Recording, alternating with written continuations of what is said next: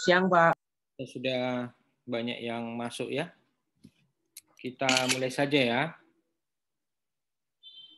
Ya, Pak.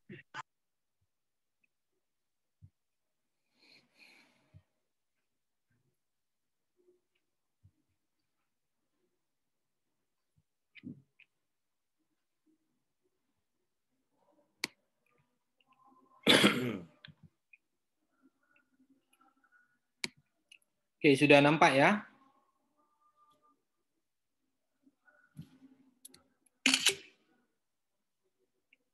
Halo?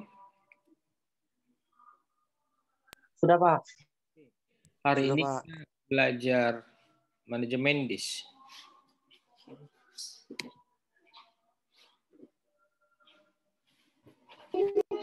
DIS itu merupakan salah satu piranti input-output berfungsi sebagai media penyimpanan utama. Saat ini DIS umum adalah DIS cakram magnetis atau disebut dengan hard disk. Strukturnya itu memiliki 3 dimensi, yaitu silinder, track, dan sektor. Secara fisik, disk cakram magnetis terdiri atas cakram yang tersusun secara vertikal. Kedua sisi atas, bawah masing-masing cakram dapat ditulis data, kecuali pada permukaan cakram yang paling atas dan paling bawah. Bentuknya seperti ini. Jadi cakram ini yang paling atas ini nanti sama yang paling bawahnya, sisi yang paling bawah itu tidak bisa ditulis. Ya, ini tracknya. Ini namanya ke bawah inilah silindernya. Silinder. Ini sektornya. Nah, ini lebih detail di sini lagi. Ini ada head-nya, ada head 0, ada sampai head 5. Nah, sebenarnya si head 0 ini sama si head 5 ini tidak ada operasi baca dan tulis di sini ya. Tidak ada operasi baca dan tulis. Ini track, ini sektornya. Nah, lebih detail lagi digambarkan di sini. Ini tracknya. Yang paling terluar ini disebut dengan track 0. Yang warna kuning ini. Track 0. Nanti keduanya ini disebut dengan track 1. Cara melingkar dia. Dan ini adalah sektornya. Misalnya ini kita sebut dengan sektor 0, berarti ini sektor 1, sektor 2, dan seterusnya. Jadi kalau ditanya, ini yang biru ini letaknya di track berapa, di sektor berapa. Jadi kalau tracknya kita hitung dari sini, track 0, 1, 2, 3, 5. Berarti dia di track 5. Track 5, sektor 0. Ini kan tadi tracknya. Track 1, 0, 1, 2, 3, 4, 5 tracknya. Sektornya, sektor 0. Ini kan 0, 1, 2, dan seterusnya. Oke. Pengalamatan disk dialamatkan secara logika sebagai array satu dimensi. Unit terkecilnya disebut dengan blok, baik itu untuk operasi read atau write. Ukuran bloknya dilakukan atau disusun pada saat pemformatan pertama. Jadi saat kita format disk kita, disitulah dilakukan penomorannya. Ya, dia di blok mana, lalu disusun nanti sektornya, di track berapa, dan seterusnya. Pengalamatan disk. Urutan penomoran alamat logika disk mengikuti aturan, yaitu yang pertama, paling awal disebut dengan sektor nolnya. Lalu berikutnya sektor yang pertama dari track pertama adalah silinder paling luar. Jadi makanya tadi lingkaran yang pertama itu adalah yang paling luarnya, itu yang disebut dengan nol. Lalu proses pemetaannya secara berurut dari sektor nol. Lalu ke track dari silinder tersebut. Urutan yang mendahulukan silinder yang sama sebelum pindah ke track berikutnya bertujuan mengurangi perpindahan head pembacaan pada setiap sisi cakram. Nah, ini penanganan disk request. Operasinya itu yaitu khusus hanya dapat dilakukan oleh rutinnya si sistem operasi. Jadi pada saat kita menyimpan data itu, ya sistem operasinya menyimpankannya. Mekanisme penanganan disk request ada 3 ini. Yang pertama, suatu proses yang membutuhkan transfer data dari data ke disk, maka prosesnya akan memanggil sistem call dari si sistem operasi tersebut. Lalu nanti sistem operasi itu membloknya, memblok proses, lalu disk request-nya ditangani oleh disk drive-nya. Lalu device drive akan memeriksa status disknya. Jika sedang sibuk, maka dimasukkan pada antrian disk bersangkutan. Jadi di dalam pengalamatan disk ini nanti kita khusus membicarakan cara menjadwalkannya jika terjadi antrian.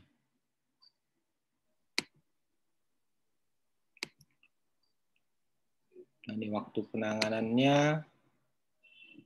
teorinya. Nah, kita masuk ke penjadwalan disk. Yang terjadi pada sistem multitasking berbeda dengan penjadwalan proses. Sebelumnya kita sudah pernah membahas penjadwalan proses, tapi yang kita bahas di sana adalah arrival time-nya, waktu datangnya, dan bus time-nya, waktu yang dibutuhkan untuk menyelesaikan proses tersebut. Sementara di disk request ini nanti kita letaknya di mana, ya? Penjadwalan disk request ditujukan untuk meminimalkan total latensi atau access time-nya dan seek time-nya. Jadi maksudnya perpindahan dari head-nya itu ke tiap silindernya. Itu yang dibahas di sini. Contoh yang pertama itu algoritma first come, first serve. Itu berdasarkan urutan masuknya di antrian. Umumnya menghasilkan total access time-nya yang buruk dan terlalu tinggi. Tapi biasanya first come, first serve itu paling gampang ya. Sama di penjadwalan proses, first come, first serve itu yang paling gampang. FIFO kita sebut ya, kalau di proses. Kalau di di virtual memory, FIFO juga kita sebut. Nah, ini contoh, ini antriannya. Ini posisi awalnya, maksudnya head-nya itu di posisi 50. Ya, head-nya di 50 nih. 50 silinder 50. Lalu datanglah antriannya seperti ini. Di kebutuhannya di 10, alamat 10, 45, 37, 56, dan seterusnya. Kalau dia FCFS, gampang. Ya, berarti berangkatnya dari 50. 50 lalu ke berapa ini? 10, Pak. 10. Pokoknya sesuai dengan antrian yang datang. 10 lalu ke 45. Nah, 37, 56, dan seterusnya sampai dia yang terakhir di 20 head-nya. Lalu 50 ke 40 inilah yang disebut dengan seek time-nya, waktu perpindahan head-nya ini. Dari silinder 50 ke silinder 10. Ini berapa ini seek time-nya? Berarti 50 kurang 10. 40 ya. 40. Ya, ini 10 ke 45 berarti 35. iya, dan seterusnya. Jadi ditambahkanlah itu nanti yang disebut dengan total access time-nya. Oke? Ini kan 0 sampai 99, berarti silindernya ini 100. Silinder 100 berarti kita berangkat dari 0, 1, 2, sampai 99. Paham kira-kira di algoritma yang pertama ini?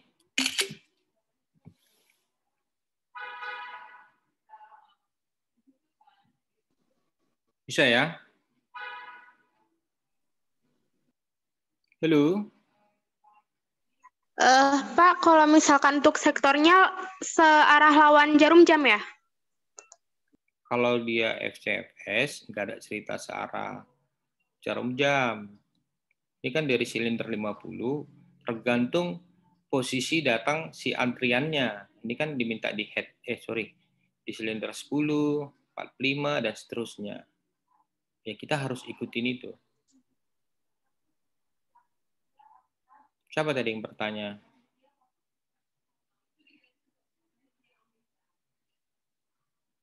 Halo? Saya, Pak. Ya, itu yang ditanyakan kan? Enggak, Pak, karena kan yang digambar tadi, digambar silindernya, si sektornya kan ke arah kiri, kirain sama-sama yang tadi. Oh, enggak. Itu kan kalau bentuk di piringan, ya benar seperti itu. Bentuk di piringan seperti itu. Tapi ini kan kita membicarakan head-nya. Head-nya pemindahan dari silindernya. Jadi kita bentuknya lurus ini jadinya. Kalau sebenarnya kan dia melingkar kan? Melingkar dia. Ini kan kita petakan dia jadi lurus. Itu maksudnya. Jadi tidak kita bentukkan dari bentuk lingkaran dia. Ini kan yang kita cari adalah seek time-nya. Perpindahan head-nya itu. Perpindahan head. Itu namanya si access time. Oke, ini tidak ada cerita tentang bus time ya. Tidak ada cerita. Ini hanya waktu berpindah saja. Waktu berpindah. Oke, saya lanjut. Iya, Pak. Oke. Berikutnya namanya SSTF, yaitu Shortest Seek Time First. Di sini mana yang paling dekat seek time-nya, atau yang paling dekat dari silindernya, dia ke situ dia. Jadi jaraknya yang paling dekat, dia pindah ke situ. Nah, ini contohnya, si antriannya datang, head-nya tetap awalnya di 50, lalu ini antriannya 10, 45, 37, dan seterusnya. Oke, bagaimana menjadwalkannya? Berangkat dari 50. Baru kita lihat 50 itu paling dekat kemana? 48 kan? 48. Nah, 48 lalu ke 45, 37, 25, 20, dan seterusnya. Sampai di 5 ini, dia cari lagi mana yang paling dekat. Ke 56, baru 60, 70, sampai ke yang terakhir di 88. Nah, ini dia untuk shorter seek time first, SSTF. Paham kira-kira? Gampang kan?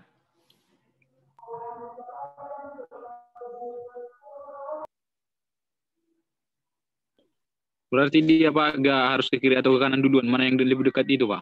Mana yang lebih dekat? Tapi ada nanti saya contohkan kasus lagi.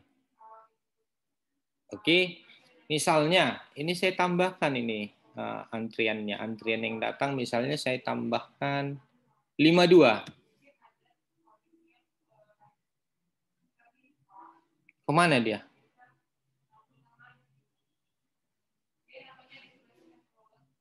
Kalau dia ke 48, seek time-nya berapa? 2. 2. Kalau ke 52? 2 juga Pak. 2 juga. Jadi dia itu tidak harus ke 52 dia harus ke bawah dulu. Dia baca ke bawah dulu, berarti dia ke 48 dulu.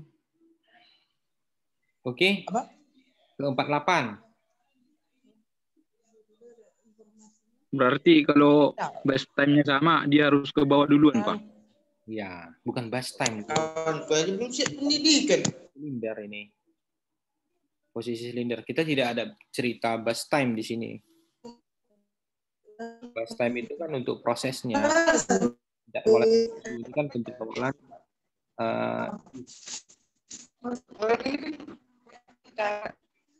Lalu yang lain siapa itu?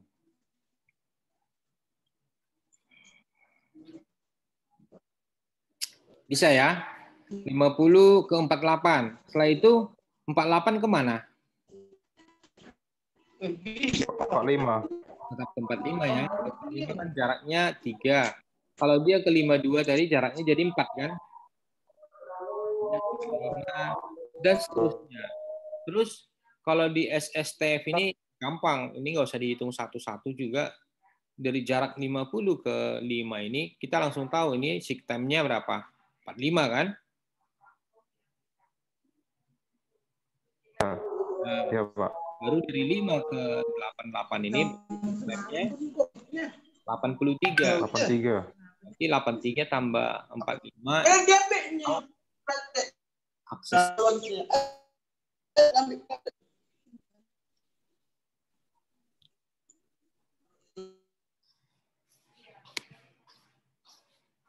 Oke, saya lanjut.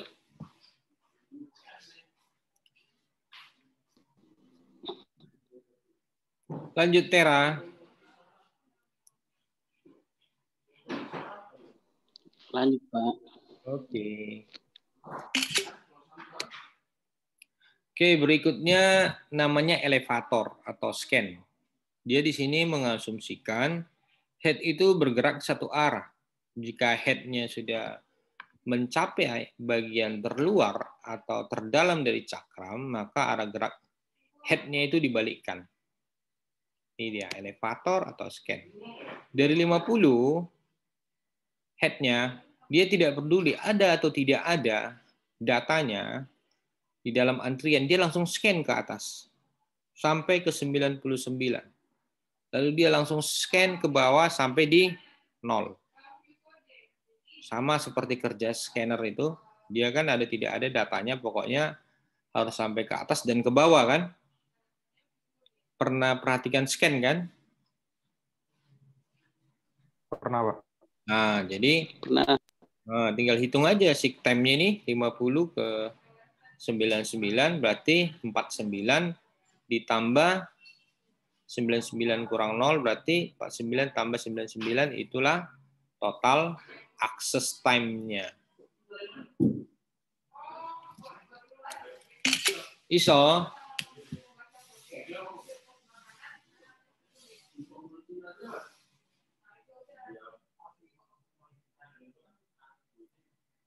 Iso? Yang 99 dari mana, Pak? 99. Bisa, Pak, bisa. Ini kan silindernya tadi 100. Jadi 0 sampai 99. Di scanner itu ada atau tidak ada datanya, dia harus scan sampai ke silinder terluar, lalu kembali ke yang terdalam kan? Itu cara kerja algoritmanya. Scan, walaupun tidak ada data di 99, padahal data kita hanya sampai 88 ya kan? Ya kan? Yang di antrian, nah di queue ini kan tidak ada 99. Yang paling tinggi itu adalah 88. Tapi di scan itu dia tidak melihat itu, dia harus scan sampai ke terluar lalu ke yang terdalam. Paham kira-kira? Kalau maksud starts itu apa, Pak? Yang 59. Patah-patah tadi apa ngomongnya apa, Dek?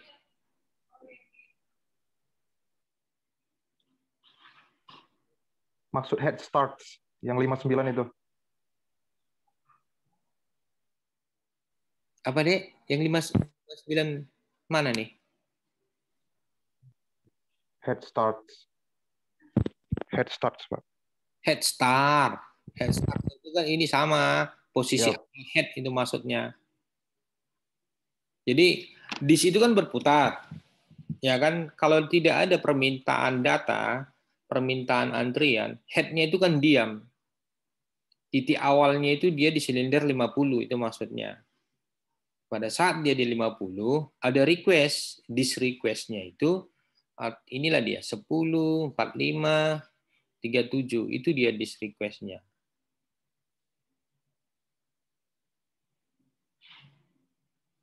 Tapi kalau di scan itu dia bukannya ke 10, kalau ke 10 tadi itu kan dalam algoritmanya ke FCFS itu kan. Tapi di scan itu dia tidak peduli ada atau tidak ada datanya, dia pokoknya scan aja dia. Dari 50 head-nya, atau apa tadi, head star-nya itu, berarti dari 50 langsung scan ke 99, lalu turun lagi sampai ke 0. Itu dia, Andreas. Kirain 59 tadi, Pak. Rupanya 50. 50 itu. Kurang jelas tulisannya. Iya, ya, agak kabur.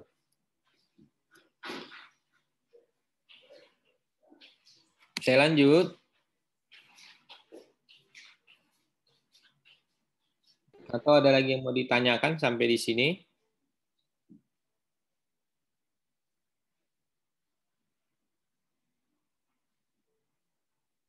Halo? Lanjut, Pak. Paham. Oke, Andreas. Berikutnya, one way elevator atau C-scan. Dia mirip dengan elevator atau scan. Bedanya yaitu head-nya tidak melakukan pembalikan arah. Misalnya pada saat head-nya itu nanti bergerak dari arah luar ke dalam, jika head-nya sudah berada di dalam, maka arah penggerak head-nya itu akan dikembalikan keluar lagi. Baru bergerak lagi dia, membaca ke atas lagi. Selama pengembalian posisi, tidak ada operasi baca dan tulis. Nah, ini dia. Dari 50, dia langsung ke 99. Terus dari 99 ini, dia kembali lagi ke dalam, sampai ke 0, tapi di sini tidak ada operasi baca dan tulis. Berarti di sini disebut seek time-nya itu adalah 0. Seek time-nya 0. Lalu dari 0 ini, dia kembali lagi membaca sampai datanya di mana. Sampai di 48. Berarti seek time-nya itu hanya ini, 99 kurang 50 ditambah 48 kurang 0. Dia lebih cepat seek time-nya.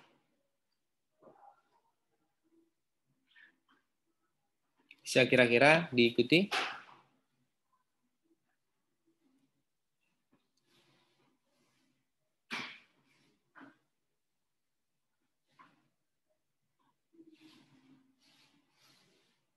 Bisa? Bisa, Pak. Oke, mantap. Berikutnya namanya loop. Loop itu mirip dengan scan, tapi bedanya tidak perlu melakukan perjalanan penuh dari bagian terluar sampai terdalam. Bila sudah tidak ada disk request, pergerakan head bisa langsung dilakukan sebelum sampai track terdalam. Jadi si loop ini bekerja seperti scan, tetapi dia tidak sampai ke yang terluar. Kalau dia scan tadi, tidak ada datanya, dia harus ke head terluar kan, lalu kembali ke head yang terdalam. Di loop jadinya seperti ini. 50, dia yang terluarnya itu kan 99. Tapi yang di antrian adalah 88. Ya udah, dia sampai di 88. Lalu dia kembali lagi membaca. Sampai kemana? Dia sampai ke 5. Karena antriannya itu datang hanya di 5. Dia nggak sampai ke 0. Nah, itu bedanya si loop itu.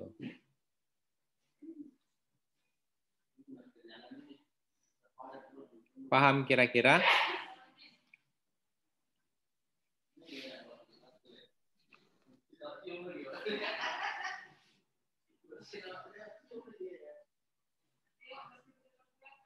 Halo? Ya, Pak. Bisa kan? Bisa, Pak, paham. Oke. Baru ada satu lagi, tidak ada di slide ini. Namanya C-loop. C-loop.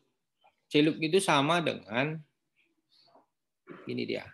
Ini kan C-loop itu sama dengan C-scan. Hampir sama dengan C-scan. Hanya dia tidak sampai silinder terluar dan silinder terdalam. Berarti dari 50 ke 88, terus dia kembalinya ke 5. kembali ke 5. Dari 5 baru scan lagi ke 48. Dengan catatan waktu perpindahan head dari 88 ke 5 tidak ada seek time-nya. Karena tidak ada operasi baca dan tulis. Itulah namanya tadi C-look. ISO. Berarti nggak sampai 99 kan, Pak? Iya. Itu. Iya, itu perbedaannya tadi si look ya. Look kan dia mirip scan tetapi dia tidak sampai silinder terluar dan silinder terdalam. Dia hanya sampai di disk request-nya. Oke. Begitu juga dengan si C-look tadi. C-look itu dia mirip dengan C-scan tetapi dia tidak sampai ke silinder terluar dan terdalam. Berarti dia sampai di sini. Sampai di 88, lalu kembali head-nya ke 5. Dari 5 baru dia mulai lagi membaca. Operasi baca dan tulis. Jadi selama perpindahan dari 88 ke 5 ini, nol lah seek time-nya. Tidak ada operasi baca dan tulis. ISO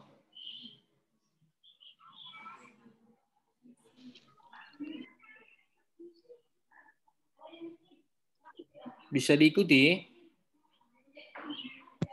Bisa, Pak. Mantap.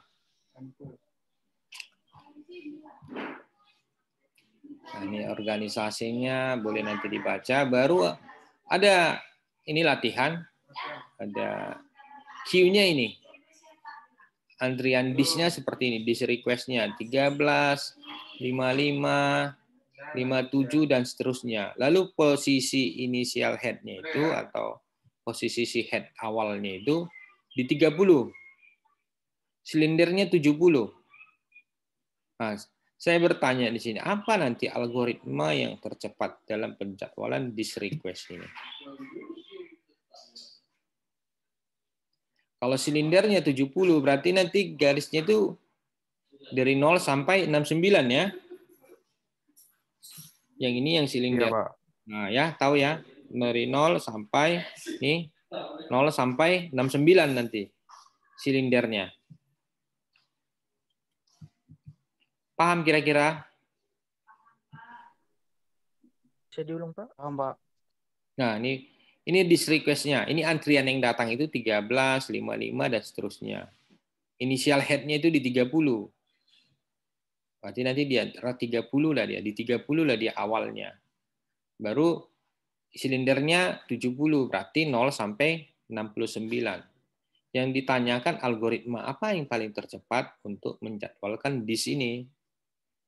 Berarti kalau ditanya algoritma apa yang tercepat, kalian harus mengerjakan dari algoritma FCFS, ada SSTF, ada scan, ada C-scan, ada look, ada C-look. Dicoba. Nanti baru dapat jawabannya.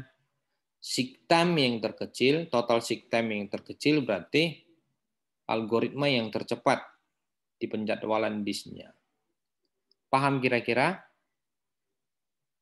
Paham, Pak. Oke, ini kerjakan dulu.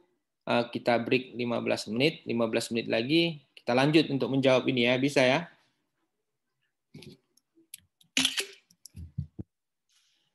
Bisa?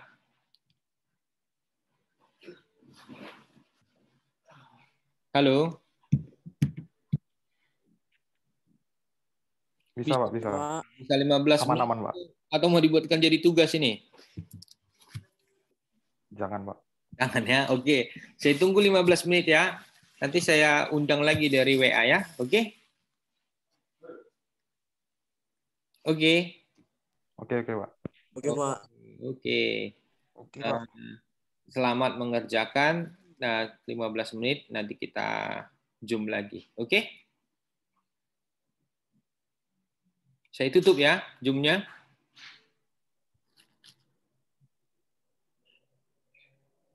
Halo? Iya, Pak. Iya, Pak. Oke.